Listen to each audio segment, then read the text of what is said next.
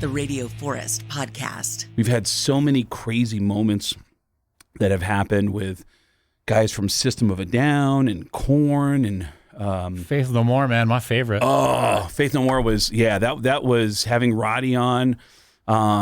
We have some moments coming up soon that are mind-blowing. I have a friend of mine who is a roadie. He's been a roadie 40 plus years.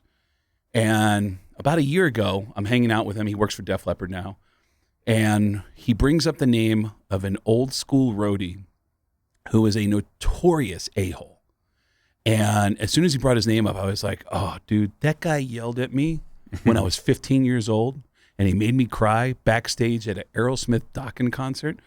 And my buddy says, yeah, he definitely had a temper and he had some issues, but he did save my life. And I said, like, literally he saved your life? He goes, yeah, he did. In that bus accident that I was in with Metallica. And I went, the bus accident? That's what I said. I go, the bus accident? He goes, yeah. And I go, I didn't know you were in that. And he goes, well, I've never talked about it publicly. And I was like, oh my God. And we talked about what happened. And I said, would you be interested in talking to us about it? And he goes, sure. And he told us in detail what it was like. He told us a 40-minute version of that story of what he experienced, and that when he fell through a window, and there was legs on top of him. It was Cliff Burton's legs on top. Yeah, I was going to say, I thought Cliff went out a window too. I thought that's what happened. That's why he died. They both went out the window. Right. Yeah. Oh, man. And in the story, he says, they were like, come on, we got you, come on. And he goes, what about Cliff? And they said, don't worry about him. Because they knew he was already gone. Right. It's a crazy. Oof. And then there's been a lot of mental health stuff. We're both in recovery. I'm sober now. Congratulations, 21 years. And Chris has been sober for over 4 years. And so we talk about recovery. We both went through crazy breakups. And for me, I ended up getting into couples therapy and personal therapy. And then there's just been some funny moments. Yeah. Like Chris Kael from Five Finger Death Punch, that big, scary, bearded guy, got his feelings hurt by another rock star. If I say to you, Forrest, that Chris Kael from Five Finger Death Punch got his feelings hurt from another rock star, which rock star in the universe would you say, oh, it must have been this guy, if you had to guess? Like Dave Mustaine or someone like that? Oh, that's a great guess. Weird Al Yankovic hurt Chris Kael's feelings because Chris Kael is such a famous guy that when he goes to a concert in Vegas, even if he doesn't have tickets, he'll just walk up to the venue, go up to the backstage area, and someone will go, dude, Five Finger Death Punch, do you have passes? And he's like, nah, man, I just got here. Well, let's get you some all-access passes. Like, do you want to come hang out with the band? And that's awesome. He gets VIP treatment when he just shows up. Same thing happened for Weird Al Yankovic, who had a 2-week residency in Vegas. You couldn't get tickets for this thing. It was oversold every night. So he just showed up. Someone that works for Weird Al goes, hey, do you need a pass? Yeah. Do you want to meet Weird Al? And he goes, I would love to. And they go, follow me. And he starts walking, and he's like, all right. He's ready to go into Weird Al's dressing room. Instead, he gets walked into a giant ballroom where they have set up a meet and greet, and there's 500 people in line to meet Weird Al. And they just put him in line. And he describes it as a machine. Like at the front end of the line where Weird Al is standing, there's people going, all right, let's go, smile, and next. All right, let's go, smile, and next. Let's go, smile. And he gets up and they go, all right, let's go, smile. And he shakes Weird Al's hand. Weird Al doesn't recognize him. All right, and next. And he goes, next. And he goes, no, I just want to, I'm sorry. And he leans into Weird Al and he goes, hey, Al, I'm Chris Kael from the rock and roll band Five Finger Death Punch. And Weird Al goes, well, that sounds like fun. Next. And they moved him out. And he went, what the? Dude, his feelings were crushed by Weird Al Yankovic. That's funny. I love that story. So, yeah, we've been having these incredible moments with Beardo and Weirdo. And I'm excited to come back to Boise. I'm doing shows at the Egyptian Theater. I haven't seen you since your last show at the Egyptian Theater. Yeah, Congratulations, another theater. And a lot has happened since I've talked to you. One, of course, and you guys have talked a lot about it on your podcast, Ozzy passing away. I mean, that's huge. That was real. Well, we had people playing at that farewell show at the Back to the Beginning. We had Lizzie Hale and Rudy Sarzo. Jakey Lee lives in town, in he Vegas. was shot, right? Wasn't he? And he was shot shortly after that. Yeah, and no, was he shot? I think it was before that. It was before that. That's right. Yeah. And Jakey Lee still hasn't come on. He's planning on coming on, but after Ozzy passed, then we started talking to the guys in Korn and System of a Down, and I was not the biggest Ozzy fan, but I was. It was breathtaking to see how his life ended like that. That he got to stand on stage with the biggest names in metal that were all descendants of Black Sabbath. Everybody. It was crazy. And to be able to feel all that love and then go out a week and a half later. That's insane. You couldn't write that. Yeah. Yeah. We've also had one of his closest friends do the show a couple times, Stephen Ray, who he wrote a book called Ozzy and Me, which is this incredible story about being a kid who just writes a letter to the fan club, and then the fan club calls his house, and he's trying to do is find out how to get into the Rock in Rio show, and they're like, just get a plane ticket to Brazil, we'll take care of the rest. And they give him backstage passes and get him in, and he becomes friends with Ozzy at 15. Wow. And then before he gets out of high school, he spends an entire summer traveling with Ozzy as like a roadie and as an assistant to Ozzy, and then they just maintain this friendship over the decades. You guys had him on? And we had him on. Yeah, he had some great stories. Like immediately, there's these random people in Ozzy's life that Ozzy and Sharon took a liking to, who were super fans that they just bring into their home. And Steven was one of them. And Steven has these incredible stories, like being at the breakfast table with Sharon and Ozzy, where they're getting into an argument about how this farewell concert is going to happen. And Sharon, this, by the way, this is the No More Tours tour. Like, when he said he was going to retire back in the late 90s.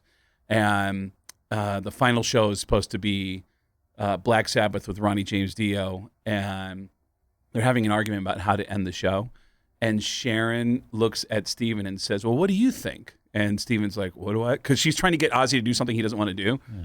And before Steven can try to come up with an answer, Ozzy just goes, and he just walks away. And then, but there was a lot of things that happened. I also Ace Frehley passed away. Dude, you know what happened when Ace Frehley passed away that was so crazy on our show that became one of our most popular episodes? What's that? I was on Facebook, and I see a guy going, yeah, man, we're here. Ace Frehley just passed away. This is the funeral home, and we're waiting for the procession. And I'm watching it going, wait, is this guy? He's not in the procession. He's like standing on the other side. He's in a car on the other side of the cops. And then the funeral procession starts to go out. And sure enough, the guy who's doing this live Facebook stream says, hey, make sure to go in front of the cops and cut in there. And the driver's like, I'll do it. They are live streaming themselves trying to get into a funeral procession. Oh, man. Then he live streams himself driving into the cemetery for a funeral he's not invited to. Oof. It's crazy. And he's doing a play-by-play of who he sees at the cemetery when he pulls up, and then the police tell him to leave, and then he has to go. And the guy who made that video contacted me and said, man, you're misunderstanding. I do this for the fans because there's a lot of fans out there who love Ace, and we're just trying to let the fans be a part of the memorial. And I'm like, but you weren't invited. Yeah. It's not a public memorial. This is a private event. Yeah. And he goes, I'll give you an example of the work that I do on my Ace Frehley tribute page.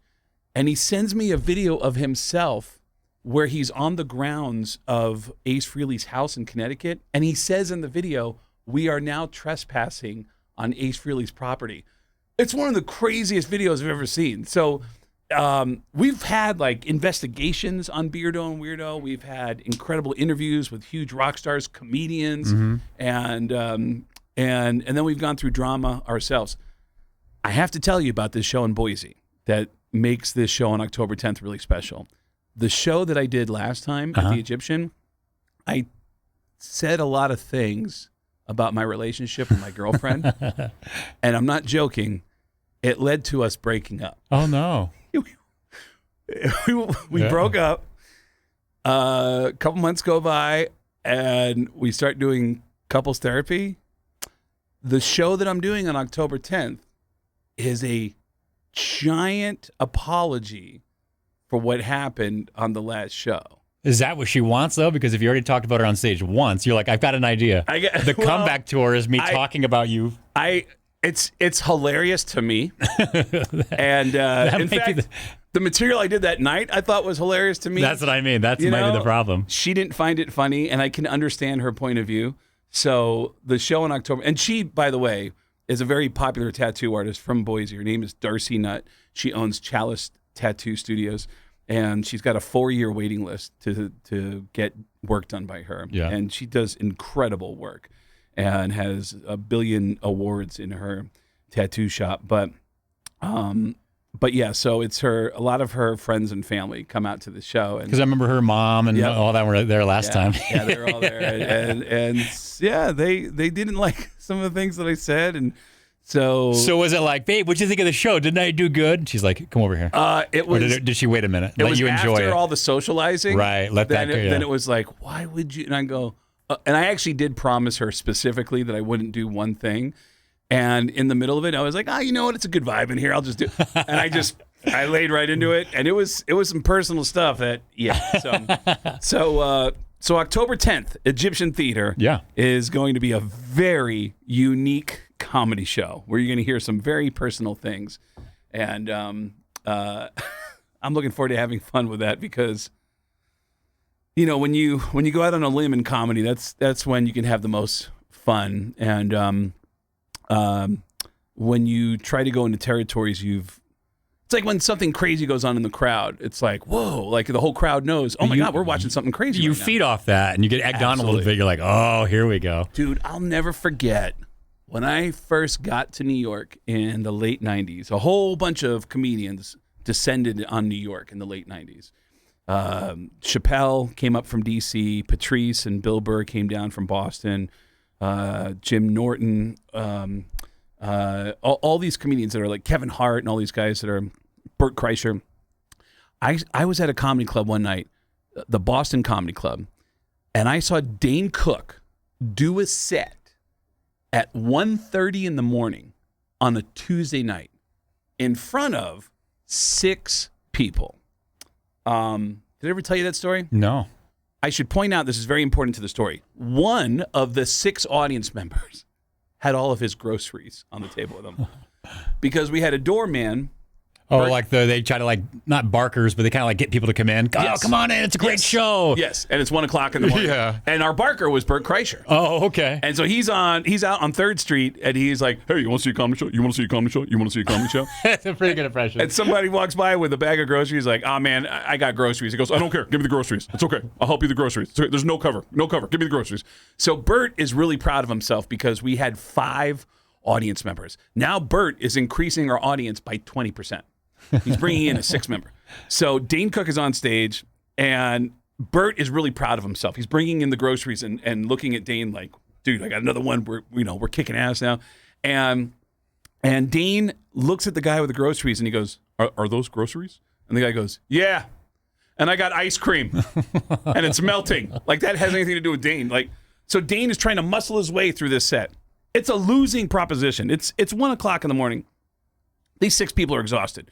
When something absolutely magical happens, when one of the 6 audience members who's hammered gets up, stumbles over to the restroom in the corner of the room, closes the door, and starts violently vomiting in the bathroom to where the other 5 audience members are just like, they can't even pay attention to the show because every 30 seconds in the corner of the room, you keep hearing, and then there's a long pause, and we all hear, and the guy comes back out. And Dane Cook was trying to wrap his set up, and he looked at the guy in the crowd who had just thrown up, and he went, are you okay? Are you doing okay? You doing all right? Are you doing okay? And the guy looks up at him and goes, oh, yeah, I had some bad comedy. Oh! And all 6 audience are going crazy. The guy with the ice cream is like, there's like sprinkles flying everywhere. It was total chaos. And you just realize in that moment that, like, everything can go absolutely wrong in an instant. Yeah. And that's the great thing about stand-up comedy. Mm-hmm. You know, even that moment that I had at the Egyptian last time I was in Boise I didn't know that it was it was not going well with the most important part of the crowd. Crowd's loving it, but the most important person's not. And that's why I couldn't tell. You're like, hey, it's one person. I'm doing pretty good. My girlfriend was literally in the back of the theater just watching, and I was like, well, that's weird. I can usually hear her laugh because she has such a distinctive laugh, and I couldn't hear it. And I'm like, oh, okay, she's just, But yeah, she was not into it at all. So October 10th at the Egyptian Theater, back in town. Stand-up comedy. It's a giant apology show to Boise, the state of Idaho, and to my girlfriend. I was talking about you the other day. I had Patrick Warburton on. Oh, nice. And he was telling me about going out to Jerry Cantrell's party in the past. He's been out to his birthday party. Oh, I didn't see him at the last one. I don't think he was at the last one. I think it was in the past. He had gone to one before. Okay. Yeah, because Jerry... more of the height of like Seinfeld fame, or I don't remember what year he was out there. Okay. But I was like, oh, yeah, I know that you go out there. How was it this year? Because it wasn't a big one this year for Jerry Cantrell? Yeah, and I hadn't been to it since his 50th, and this was his 60th. And it's a weird thing where a lot of these Seattle guys, especially in Alice in Chains, Mike, Sean, and Jerry from Alice in Chains are all born about 60 days apart. So they all had 50th birthday parties within 2 months, and now they've all had 60th birthday parties within 2 months. And same with Mike McCready from Pearl Jam, had his 60th. I happened to be in Seattle doing a show at the Moore Theater. It was a charity event raising money for this really great charity with Shinedown and Nancy Wilson. Oh, Hart, yeah. And then there was an all-star jam with some of the guys from Alice in Chains and Presidents of the United States of America.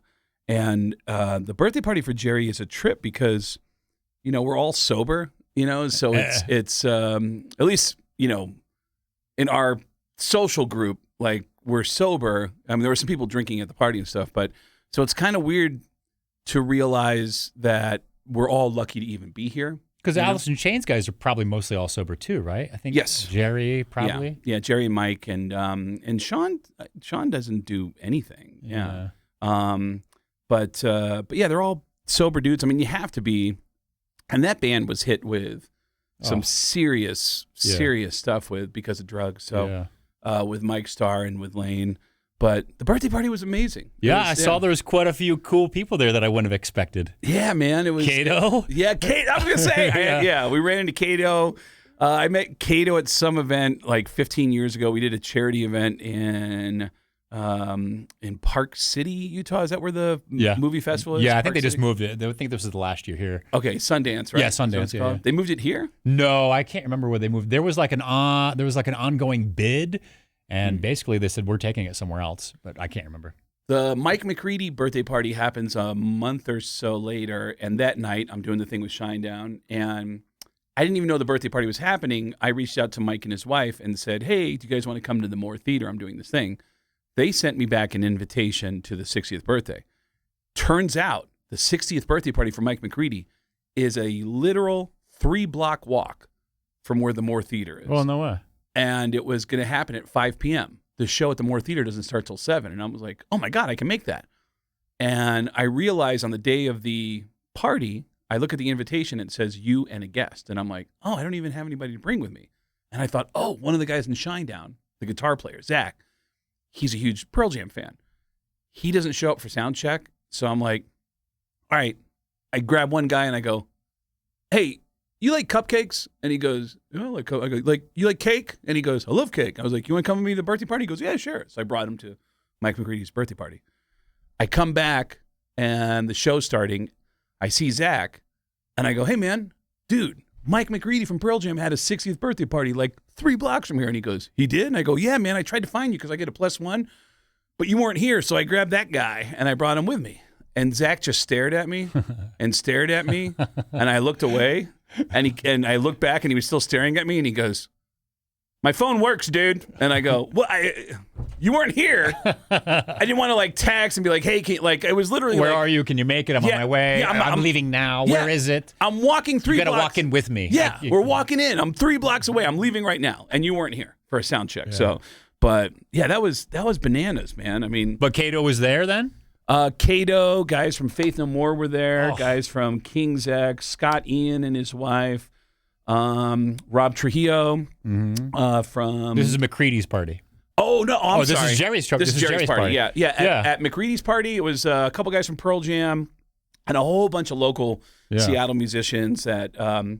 It's funny. There's like all these musicians that McReady's friends with who all look like rock stars. Like they wear like cool clothes and You stuff. just know when you see him, you're like, that guy's in a band. Oh, that guy's in a band, yeah. And then Mike is the one guy in a T-shirt that doesn't look like he's in a band, you know, and he's in the band. You know? How was Gavin Rossdale? I don't see him at a ton of social stuff like that, but he was at Jerry's party, right? He's a pretty cool, chill guy. Yeah, he's actually, not only is he a stand-up comedian or a stand-up comedy fan, his favorite comedian of all time makes me respect him so much.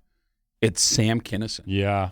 Sam Kinison is his favorite. In fact, I think I saw him one time when he was wearing a Sam Kinison T-shirt. But yeah, Gavin Rossdale is a huge Sam Kinison fan. No way. And he's nice but quiet. Oh yeah. But he's always polite every time I see him. I don't know him that well, but he's probably been so famous for so long. He has to be a little quiet. Well, maybe not. Maybe it's just his personality. It's weird to me to be that handsome where you have to like karate chop vagina off of you, like stop, not right now. Like he has to. I'm driving. Get away from me. Like he's got to fight it off. Like I do get the sense that women. Every time I'm at a show where Bush is performing, I always get the sense that women are just like, "Where's Gavin? Where's Gavin? I want to get to Gavin." Yeah, you know, and that's got to be a weird thing. Dude, live he rocks. Like I misidentified him as a rock star, thinking like, oh, he's a pretty boy and he can, you know, he's a singer. He's got the pipes and he's got the look. And I was like, oh, he's working the crowd. Yeah. Like he was working like an ugly man. Yeah. He was like, I'm in the crowd. Yeah. I'm running around. I've got a wireless microphone. I'm sweating. I was like, holy cow, dude. Yeah, dude. Wow. Yeah, he's an incredible performer and a great body of work, man. I mean, it's got a lot of great songs. Absolutely. And yeah, the show that I'm doing at the Egyptian is it's a lot of storytelling. A lot of stories, a lot of impressions, and a lot of stories about the people who I do impressions of. So, can you give us a couple impressions because you're so well known for them? My favorite lately is I don't know if this is going to help this interview at all, but I've been watching Love on the Spectrum, and all the kids on Love on the Spectrum are stuck in my head. Uh-huh. So, do you watch Love on the Spectrum? I don't know, but I've seen some scenes, so I think I might. All right, just for the people who've watched Love on the Spectrum. Ask me a question, and I'll answer it as just ask me who my favorite heavy metal band is, and I'll answer it as James from Love on the Spectrum. So who's your favorite heavy metal band? Oh, yes. Well, I have to say Disturbed. Yes. Now ask me a question. I'm going to answer. Ask me what my favorite movie is, and I'll answer it as Dylan from Love on the Spectrum. Hey, Dylan, you have a favorite movie? Yes. I love Despicable Me. Which Despicable Me is your favorite? Please say number 2. Please say number 2. Please say number 2. Yes. It's crazy. How often do you try to add in new voices? It just happens naturally. I'm the guy that when I walk out of a movie, yeah, I'll talk like someone we saw in the movie. Yeah. You know, I get voices stuck in my head. So growing up, it would be. I remember doing impressions of Cliff Clavin from Cheers. Mm-hmm. You know, and I would go to parties as a teenager, desert parties. I was living in Tucson at the time, and my friends would say, "Hey, Craig, if we give you cocaine, will you do some impressions for us?" And I'd go, absolutely. Well, before you finish that question, the answer is yes. Yeah, and I got really good at impressions when I was a teenager. I thought you were going to say I got really good at cocaine. Yeah, I did. I got really because of the cocaine, and then I also developed a bad cocaine habit. I had to figure that out. But it would start out with Cliff Clavin going, "Yeah, you know that cocaine was actually invented in the early 1400s. Yeah, you know, they used to sit around and snort the cocaine." And then after a couple lines, like, "Yeah, you know that, yeah, the cocaine flake is, it's pretty good for when it comes out from buzzing." Like, you know, it just started speeding up, and then the impressions would get kind of lost in that. Uh-huh. But as I got older and I start getting into rock music, I start doing impressions of all my favorite rock stars, and voices would get stuck in my head. And, you know, whether it was watching Billy Idol on the MTV Video Music Awards going, "Yeah, rock and roll forever," or watching interviews with Paul Stanley and Gene Simmons where they were just nonsensical conversations where, you know, Paul Stanley would say things like, you know, "A lot of bands are envious of Kiss. I'm even envious of Kiss." It's like, what are you talking about? And then the analogies that Gene Simmons would say, "You know, some bands like people like cake. some people like ice cream, but you don't have cake with ice cream, and that's why Kiss is so great. Like, what are you talking about? This makes no sense at all. I remember when Kiss put out Revenge, things were kind of going down for Kiss, and they started getting away from the arenas, and they had to start doing theaters, and they seemed kind of lost at that moment. And Gene Simmons was on TRL on MTV with I just thought of that guy's name, Carson Daly. Yeah. And Carson says, well, before we go, is there anything you want to say to your fans out there that are watching right now? And he said, we're Kiss. We're back. Boom. It's like, wow. That should be a shirt. Yeah. Kiss, we're back. Boom. Because you see it, you think of it in his voice. Yeah. Yeah, so I would always get voices stuck in my head. Even watching comedy, I'd watch Sam Kinison, and I'd talk to my friends, and I'd talk to them like Sam, and I go, man, are you the guy that has the Coke? Oh! Do you ever have a voice that it takes you like a certain phrase to get into? Yeah, I always start with a phrase. Like, for some reason, with Christopher Walken, it started out with me going, little man, little man, little man. And that's all I could say was, little man. And then I kept repeating that sentence until I could say other words and go into other pitches. It sounded just like Christopher Walken. Pow! And same thing with someone like Tracy Morgan. Like, you just got to talk like you really horny. That's crazy. That's crazy. Or Al Pacino, who's got a voice that women love, even though he loves to yell for no reason. So it always starts out with a phrase, and then you get into other stuff with it. Yeah. And again, that's what the show at the Egyptian Theater is going to be. A lot of impressions, stories about people who I do impressions of. Oh, and you got an award coming up in Vegas? We're getting recognized for best podcast for Beardo and Weirdo. That's at an award show in Vegas in September that we're doing with Michael Anthony from Van Halen is going to be there. Steve Vai. A lot of cool people are going to be at this event. But we're being recognized for best podcast for Beardo and Weirdo. Egyptian Theater tickets, do they go to your website, Egyptian Theater, Ticketmaster? What's the best way? Go to EgyptianTheater.net, or if you want the direct link, go to getgas.com. Getgas with 2 S's.com. And the show is October 10th. And like last time, it's going to fill up, but you can get good seats now. If you act now, you can get the good seats now. So thanks again, Craig. Welcome back. Thanks for always having me on, man.